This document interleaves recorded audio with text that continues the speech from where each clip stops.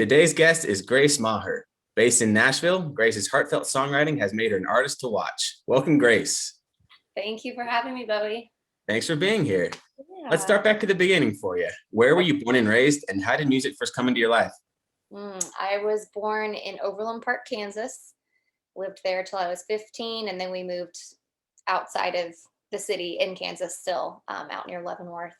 My folks are still out there on 68 acres.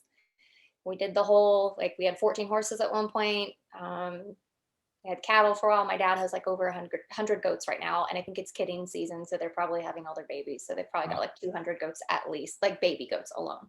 Wow. Yeah. So I grew up in Kansas. Um, Moved here in 2015. Here being Nashville, of course, but yeah. Wow, that's so Yeah. cool. What kind of music did you grow up around? What kind of music was your family listening to, and did they play anything? We all played a little bit. Mom made sure all of us learned an instrument for at least a year or two. We had to play something. Most of us played piano. That was what I learned. I started picking out songs by ear when I was like 6 or something, and she was like, "Okay, fine, you can take piano lessons." I took from my older sister. I have a lot of siblings in my family, so my oldest sister Jennifer started teaching me piano. I played piano for, oh gosh, I played till I moved away right before I turned 21. And then I didn't have access to a piano for a long time. And I just kind of, over the years, I have not played hardly at all. Yeah. But I played guitar or played piano some back then. All of us played a little piano, some of them played guitar. And we would sing together, and we would sing at church maybe once or twice a year. But it was really easy to like blend with everybody. I was actually terrified of singing in front of people at that point, but there was 10 kids in my family. Wow. So I could just, hide amongst all of them, and it wasn't quite as intimidating. Yeah. What we listened to in the home was mostly Christian and a lot of classic. That was all we listened to until I was in my teens, and then we started listening to a little bit of country as we were getting into the horse scene, and so that was fun for me. But I like almost everything. I listen to just a little bit of everything. So That's so cool to hear. What was your community like around there? Like, it sounds like you had a lot of land. Was it a super small town? Did you have people, like, what was your community life growing yeah. up? Um, we had a lot of farmland around us. Yeah, so we would, buy a cow from the neighbors down the road and buy sweet corn from them and fresh cow's milk and fresh eggs and yeah. And my dad actually worked in town still about an hour drive away. He was a chiropractor. But yeah, the community is small town. We were outside of a town, actually. We weren't in any town, but it was very rural, a lot of farmland and farmers around us. And we some of our land, and yeah, very That's country. amazing. Yeah, it sounds like it. That's so Yeah. cool. When did you first start writing your own music, or like, starting to perform and really make music your own? Yeah. I think I was 24 when there was somebody I was trying to, I would, at the time, thought I was interested in doing modeling. Decided that was not for me. I mean, I still do photo shoots for my artist stuff, but the actual modeling career I decided was not my cup of tea. But I had a guy that thought he wanted to be like my manager. He was helping up and coming models, and he was like, "Do you sing and write too?" And I was like, "I love music and I love singing. I've never written a song, and I'm scared of singing in front of people." He's like, "Maybe you should try writing something." So I sat down and like wrote 2 songs. And I remember I sent it and I was like, "Are these terrible?" And he was like, "Actually, for a first try, that's really good." And so from then on, I almost joined a heavy like rock band. Wow. I did auditions, which is so funny now, because that's not at all what I do. But I did an audition, joined the band, and then we did a couple practices, and we were about to have our first show. And then I think we were going to go to Chicago or something. And they were like, "Hey, we're going to be on the road a lot. Like, we need to know that you can commit to do this." And I was 24, but just about to go to college. Because that was a whole nother story. But I was just about to start college. And I was like, I can't. Like, I'm really excited actually about going to college. I really want to do this. So I dropped out, never joined that band. And then it wasn't until a few years later, or several years later, 4 years later, that I joined my first band. It was a mostly bluegrass and folk band. And then when I joined, we started doing a little more country too. Um, so I wrote my first song when I was 24, I think. Started writing again a few years later. Joined the band Shoe Fly. Doug Raymond. I posted in a Facebook group. There's a Nashville gig finder group here, but there was a Kansas City, Missouri Metro gig connection. It's like it was the longest name ever. And I posted in there and was like, I want to join a band, I think. I'll do harmonies, like backup vocals. I'll do lead, whatever you want. I want to do this, I think. And this guy was like, hey, it was Doug Raymond, who was in my first band. He goes, do you have vocal demos? And it was like, nope, I never even thought about making one, but I can come to rehearsal if you want. He's like, well, let me talk to our band leader, Skinny, and see. So he talked to Skinny, who's an incredible guitar player. He auditioned for Ozzy Osbourne back in the day. He's got a framed letter from Ozzy saying like, we went with another guitar player, but we're keeping your stuff on file. Like, Wow. and Skinny still plays and tours. And long story short, joined the band, did my first show with them like 4 days later. And from then on out was performing at least once a week, if not 4 times a week. Just really jumped into the thick of things because those guys were already ready to go. And they kind of taught me the ropes and helped me learn how to be a front person. And 6 months later, they encouraged me to start my own band too. And so I started Grace Maher and the Wayward Sons at that time. Still had Skinny in my band. Skinny wrote with me, put out my first EP. Made a music video that was filmed in Malaysia. Really weird, like that is where it was filmed, but it was a friend of mine who was from Malaysia, wanted me and another guy that I'd grown up with to see where he was from, and then was like, I have these connections over there. It'd be so much more affordable to film a music video there. I'm paying for it. I already told your band, you can't turn it down. We're doing it. And I was like, okay. Got to Malaysia, like so jet lagged. And they're like, sorry, because of all the delays, we have to start filming like right now. We're sending you hair and makeup. And I was like, So cool. I've never been out of the country and I've been like traveling for 40 hours, but okay, and nobody knew English either. Everything was translated like twice. Oh, wow. From Chinese to Malay to English. Like it was a lot. It's quite Crazy. Yeah. So where was all this happening? All these bands? Was this in Kansas or was that this was all in Kansas? Yeah. Wow. So yeah, I was there doing music for 2 years, and I honestly had no plans on moving to Nashville at that point. I really felt like music was what I was supposed to be doing, which was kind of a new thing. Like I hadn't grown up thinking I was going to do that or anything. It just was like praying about it a lot one day and was like, I think this is what I'm supposed to be doing, and started pursuing it. All these doors opened. And still had no plans of moving here. And then as I was kind of just seeking guidance more and thinking about it, and I was like, I really feel like I'm supposed to move to Nashville.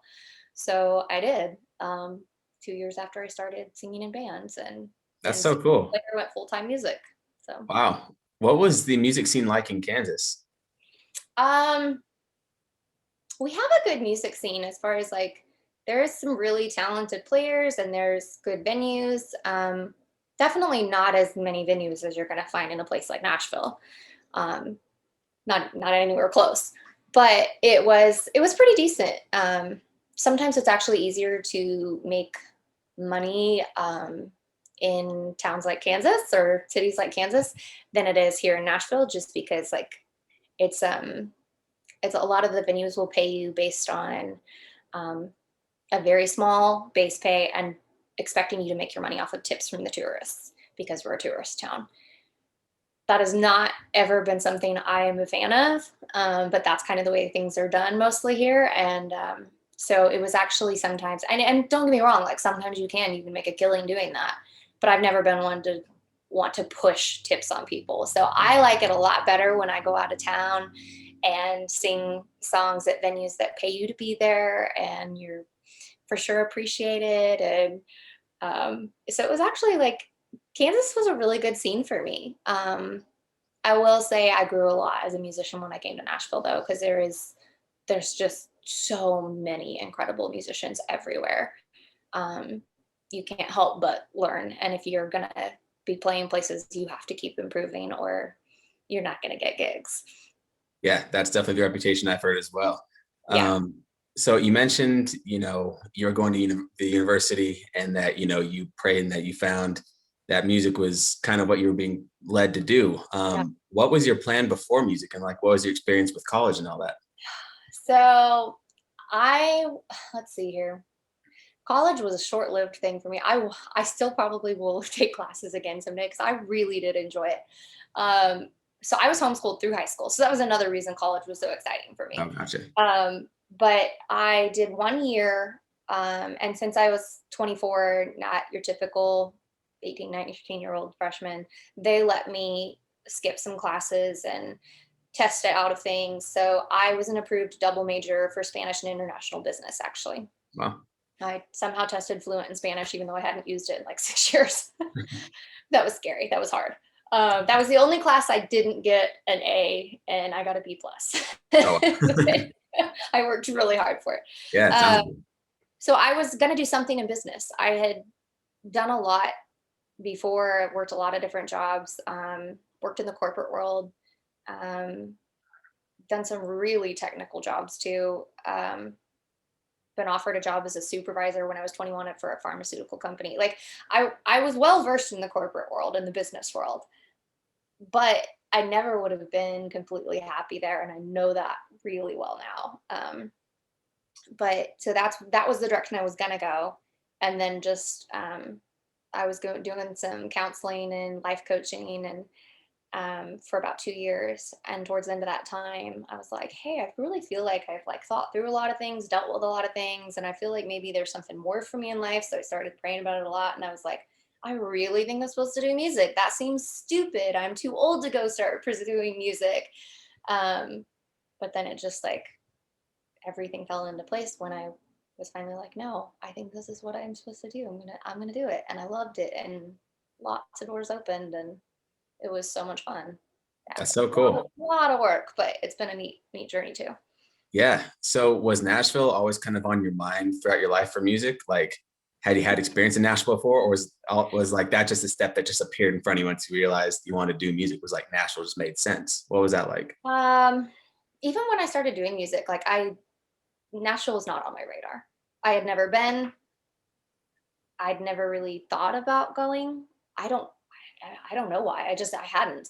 And then, so my guitar player slash business partner in my band, Skinny, he was setting up some stuff for us, and we were playing West Haven Porch Fest. I think we played that a couple years here in Nashville, or just outside of Nashville. And then I think he got us a radio interview with Vegas something. I can't remember the name of the show. It was a radio show here in Nashville. Um, so he set up those things. I was doing half our booking. He was doing half our booking essentially.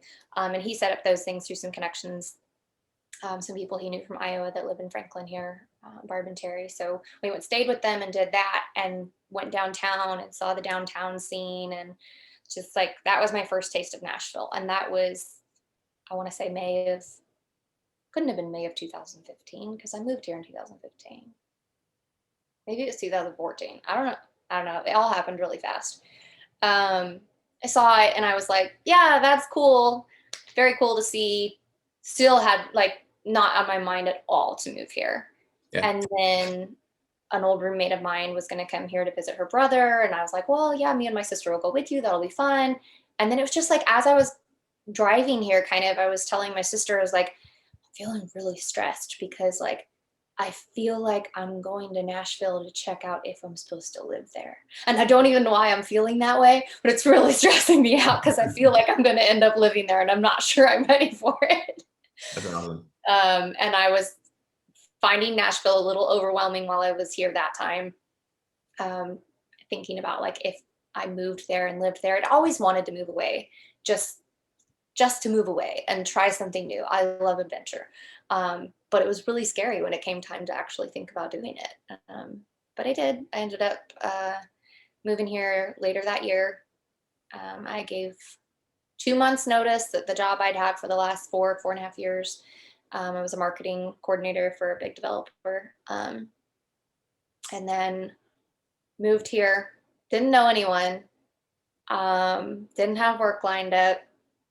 I signed a lease with two girls. I had met one of them once. We had both played a show for Wounded Warrior Project, and she lives like 30 minutes from my family back home. or she did. And she saw me post that I was moving to Nashville.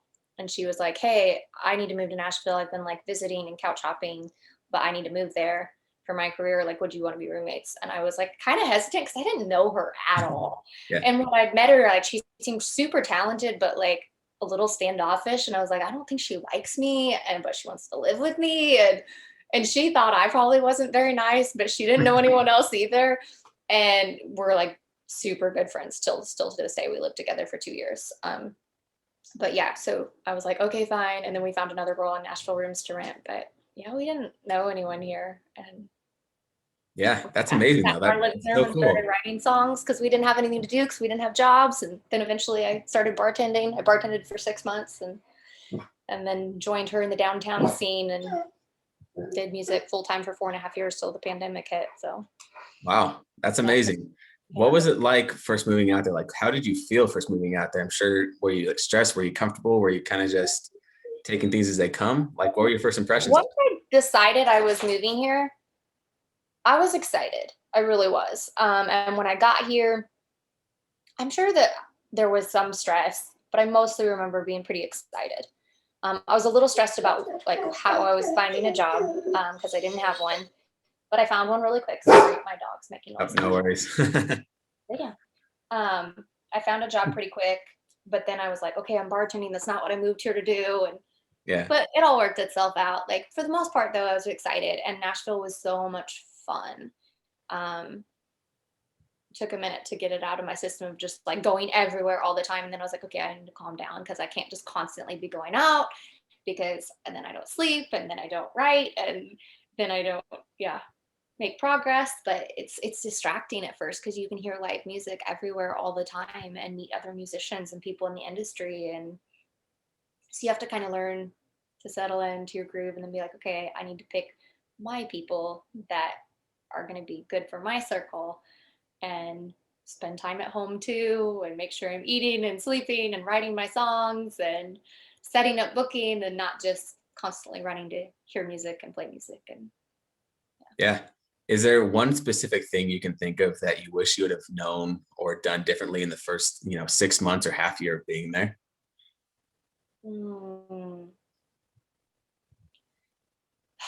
well, there's one thing a lot of people would say either like, oh, go down and play Broadway, that's what you need to do. Or there was a few people that were like, don't play Broadway, you will ruin your career. Like no one goes anywhere if they play Broadway.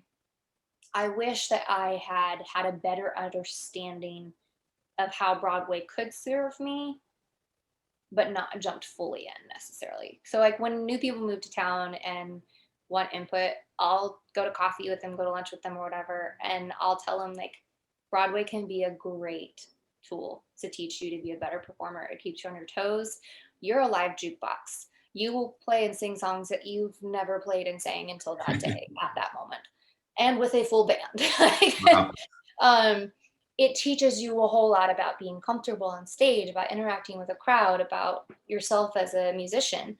Um, but if you rely on it as your sole source of income, it's usually not going to be a good thing. Um, you're going to have to play more shows and longer hours than is good for your voice, usually. You will be so worn out because they're all 4 hour shows at least. And sometimes we would do doubles. So you play for 8 hours. I have occasionally Wow. done a triple where I sang for 12 hours. Wow. For you. I had blisters on my feet. I can't imagine what my vocal cords looked That's like. crazy. um, so it's just like playing down there can be great, but I think if you can have income, whether it's residual income or you have another part-time job, something that enables you to not be stressed about the money that's coming from Broadway so that you know your bills are paid, but you're still doing this music thing where you're learning and you make time to then rest, recover, set up your writing appointments, spend time booking shows, and be able to go into the studio and record. And a lot of times I would schedule a recording session and have to cancel like 3 times. I think I did that to Matt Drew like 3 times. I felt so bad. It was him or Josh. I can't remember, one of my producers. I was like, I'm so sorry. And they're like, I know you, I can hear it in your voice. And I'm like, yeah, my voice is shot again, but I couldn't cancel my show because I needed to pay my bills. Wow. So yeah. Yeah, that's really good, honest advice. I love hearing that. That's great input. Speaking of recording, when did you start recording your music and actually like putting it down and getting it released? Mm. Well, I made my first EP back in Kansas with Skinny. And he recorded, we wrote that together and he recorded and put and released it for me. I didn't have a clue about any of that. And then when I moved to Nashville, I wrote a song called Craving Your Sin with Cassie Joy, my roommate that was a musician from Smithville, Missouri. Um, that is still a really good friend of mine now. She's been on The Voice and everything. She's awesome. But we wrote that, and then my friend Joshua Gleave, who's actually from Kansas too, was in Nashville and was like, I want to produce this for you guys. Like, I just want to show you what I can do. Like, I like the song. And so he did. He produced it for us, and that was awesome. So that was the first one I produced here. And I think I released that. It might have been like 2016 or 2017. It was like a year and a half after I'd moved to town, I think, that I put out the first one. Wow. And then slowly would release like one more, like one or two a year. I was just having a really hard time finding the funds to record even, and my Yeah. vocal cord kept getting damaged. My car engine burned up and I had to like pay to fix that. And I'll never forget because that week, I think when my car engine burned up, I did in 6 days or something, I did 7 4-hour shows. Wow. It was Is ridiculous. that even possible? Barely. I Crazy. nearly died. I mentally, physically, emotionally, everything nearly died. Yeah. But so yeah, I way overdid in the beginning. I wish I had known a little bit better way of going about everything. But then just this last year, it was such a hard year. I was out singing on a cruise ship. I was super excited to do that. That was a new thing for me. I'd always wanted to try a contract singing on a ship. I was in the Caribbean, supposed to do that for 3.5 months or 3 months. It got cut short because of the pandemic, got sent home, was in lockdown, couldn't do shows, had no income coming in. Um, and then I started working for an accountant, which I'm still doing right now until the end of tax season at least. So it's been great because I had income.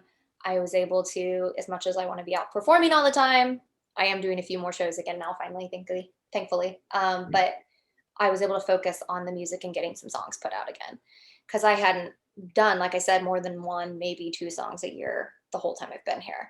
So I put out 3 songs the end of last year, and I'm putting out another one next week. And then I have another one that I'm supposed to call and schedule the studio time really soon for. And I think I'll do a music video with that one. And I did a music video last year too. Um, and yeah, so just I was able to focus a little more on actually getting some of my music recorded and out there, which helps with booking and everything else. Because then people are like, "Oh yeah, she is an artist, not just a cover artist. She does have songs." So Yeah. yeah, That's so cool. yeah. And yeah, you mentioned looking at some of your songs and also like hearing some of your stories. It seems like faith kind of plays a big role kind of in your life and in your music. Um, Tell us about that. Like, what role does faith play in your life and your direction you take your musical career? Hmm. Well, let's see. I mean, honestly, faith is a big reason of why I started it. But I never like some people would be like, "Oh, so you're gonna go be a Christian artist?" And I'm like, "No, I've never at this point not ever felt led to do that." And even some of my siblings were like, "So you're gonna write Christian songs?" And I'm like, "Nope, probably not." I did actually write one, I think. I guess you would technically call it a Christian song. It's not produced. It's on my YouTube channel. And Yeah. I wrote it one day when I was just super frustrated with everything going on in this town and myself and everybody else. And um, but no, I would say faith just kind of finds its way into my songs. I don't try to write about faith. It's just part of my life. Um, and honestly, I would say even like there's been moments, last year was one of them, where I was just kind of like, why do I believe what I believe? Nothing is making sense. I don't like any of this. And I've seen faith hurt a lot of people. Faith has hurt me. Faith has hurt some of my friends. I was out on a ship with people that were telling me like they're from other countries and they've seen wars fought over faith. And, they've they've been judged by faiths and all these different things. And I was just like, yeah, I don't like that. And then I had to kind of spend some time last year rethinking and talking with God and being like, okay, why do I believe what I believe? And like, it's never something I want to push on anybody else, because then it's not faith. Like, it's supposed to be something that you believe. And I have found though that what I have as a relationship with God is very real to me. It offers me a lot of guidance, a lot of peace, clarity when there's none, and it's gotten me through some of my toughest times. And so, just naturally, like if you have a best friend or someone that you really, really love, they're gonna find their way into your songs, even if you never call them by name. Like, you write about the things that are true to your life and the things that are important to you. So yeah, like Whiskey and Jesus, it talks about the fact that like my uncle, great uncle, literally was an alcoholic, was dying of liver failure, took his life. My dad was a deacon and an elder.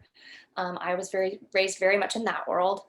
Um, and then when I moved out, like some really rough things happened, and I drank a lot for a long time, to the point that it was really damaging and got me in some really bad situations.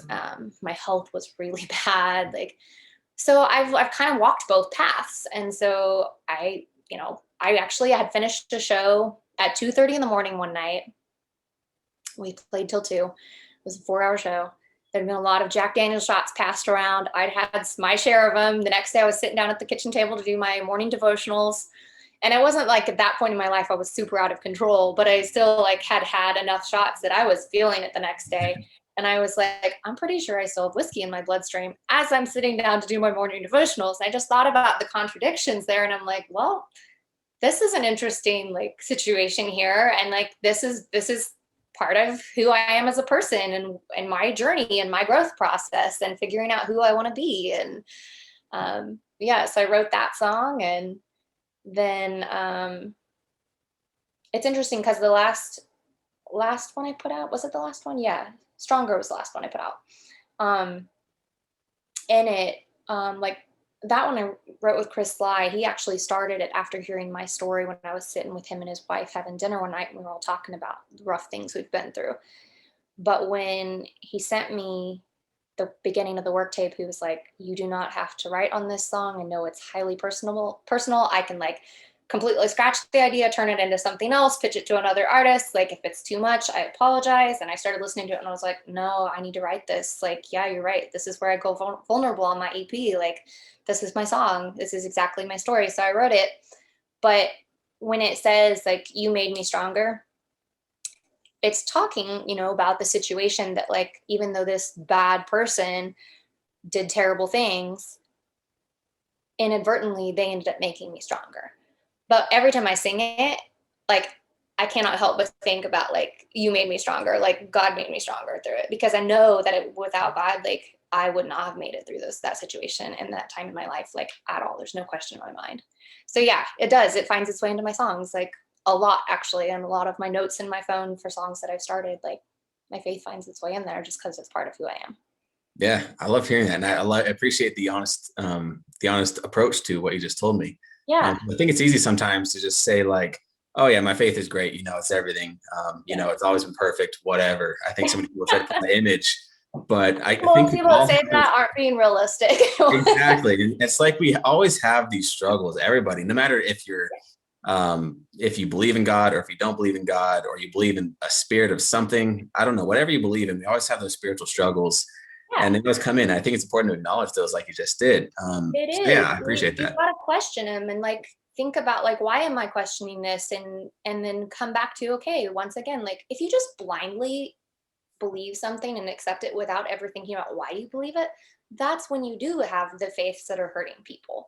Exactly. And so that's, I was glad to rethink. Like it wasn't fun questioning what I believed, but I was glad to rethink it and then come out on the other side going, no, I don't, my faith isn't exactly like everybody else's necessarily that I see claiming the same faith as me.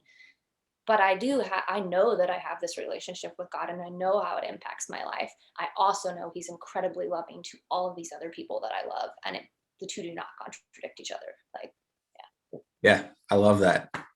What are your long-term goals with your music going forward? Get back to as many shows as possible as soon as possible. I miss performing and doing music full time so much. But yeah, so short and long term. Like next week, I have a song called "Liars" coming out. Excited for that. Wrote it with Chris Sly and Holly Salazar. Chris wrote "Here Comes Goodbye" and a bunch of other awesome songs that artists have been putting out in this last year and a couple years. He was a Christian artist previously. He was on American Idol too. And then Holly's just an incredible songwriter around town. She's always writing with artists, Christian, country, pop, everything. And she introduced me to Chris. So I'm releasing that one and then get back in the studio to record this next one that I really, really like. I'm excited about too. Yeah. And I need to get to booking. I've been in the thick of tax season, so I keep Keeps you telling busy. myself, okay, tonight when I get home from work, I'm going to work on some booking.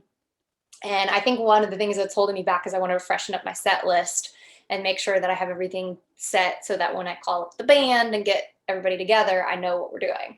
Makes sense. And that takes some planning. And I've getting home from work and I'm like, I'll play like 2 songs and then I'm going to lay down. Yeah, I get A that. little burnout from the office these days. Numbers are tiring, much more Yeah, tiring than shows for me. absolutely. Yeah, it's the mental game, you know. Yeah. So where do you hope to be with music in the future? um, I would like to do a significant amount of touring, long term. Like I would like to have enough income coming in from the songs that I can focus more on being in the studio, not just to record, but writing. I don't feel like I've fully explored and tapped into the possibilities and my capabilities as a writer. And I would really like to spend more time practicing that and focusing on that so that I can write not even just for myself, but for other artists. I think that'd be really cool. And then eventually take some of the burden of being out on the road constantly off of me. Because as much as I love it, I know that's not probably something I'm going to want to have to do Yeah, continually my whole life. But again, if I have residual income from songs that are out there, and then you don't have to tour constantly. yeah, it all helps.